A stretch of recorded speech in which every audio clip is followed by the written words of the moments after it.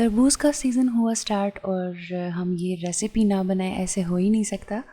अस्सलाम वालेकुम, welcome back to cooking stories. और आज हम बनाने वाले हैं मोहब्बत का शरबत, क्योंकि ये बहुत ही मज़ेदार रेसिपी है और बहुत ही फेमस रेसिपी है जामिया मस्जिद दिल्ली की। तो आज मैं इसको बहुत ही आसान मेथड के साथ आपको समझाने वाली हूँ। बहुत ही मज़े की बनेगी और बहुत ही यमी बनेगी। तो आप इस रेसिपी को ट्राई कीजिएगा और मुझे अपना फीडबैक लाजमी दीजिएगा।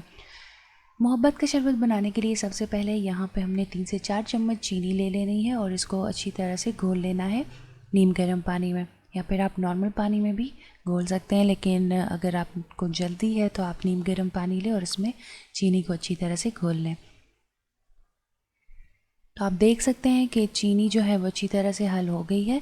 तो अब हमने क्या करना है कि अब हमने एक बड़ा कटोरा ले लेना है और इसमें डालेंगे 1 लीटर दूध।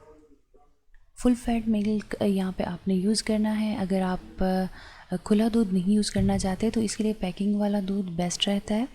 अब हमने जो चाशनी बनाई थी वो हम इसमें ऐड करेंगे। साथ ही हम इसमें ऐड करेंगे सुर्ख शरबत या फिर रूह अफ़ज़ा आप इसमें ऐड कर सकते हैं।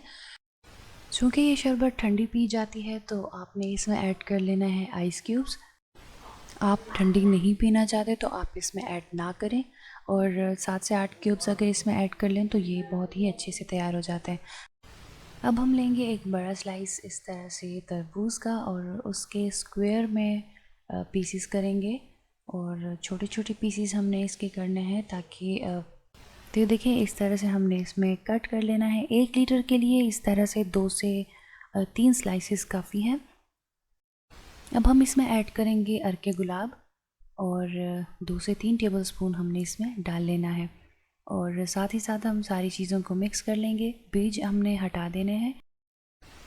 तो आप देख सकते हैं एक ज़बरदस्त किस्म का कलर आ गया है, और अच्छी तरह से हमने मिक्स कर देना है इसको तकरीबन 1 से 2 मिनट तक, ताकि इसमें बर्फ़ जो है वो भी पिघल जाए, और साथ ही साथ जो हमने तरबूज इसमें ऐड किया है उसका जो रस है वो भी इसमें मिक्स हो जाए, ताकि इसके टेस्ट में और इन्हेंसमेंट हो।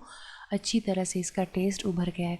तो आपने अच्छी तरह से 2 से 3 मिनट तक इसको मिक्स कर लेना है, और अब हम इसको ग्लास में डाल के दिखाते हैं। तो आपने इस तरह से किसी भी मग में या फिर ग्लास में इसको डाल लेना है और इसको सर्व कर लेना है। इसको किसी गार्निशिंग की ज़रूरत नहीं है, क्योंकि ये ख़ुद ही इतने मज़े की ड्रिंक है कि आप बार बार बनाना चाहेंगे। तो आप इस रेसिपी को लाजमी ट्राई कीजिएगा। उम्मीद करती हूँ कि आपको ये रेसिपी अच्छी लगी होगी। अगर आपको ये रेसिपी अच्छी लगती है तो इसको थम्स अप दीजिएगा, फ्रेंड्स एंड फैमिली के साथ शेयर कीजिएगा। मिलते हैं ऐसी ही आसान रेसिपी के साथ। तब तक के लिए अपना बहुत सारा ख्याल रखिएगा और मुझे इजाज़त दीजिएगा। अल्लाह हाफ़िज़।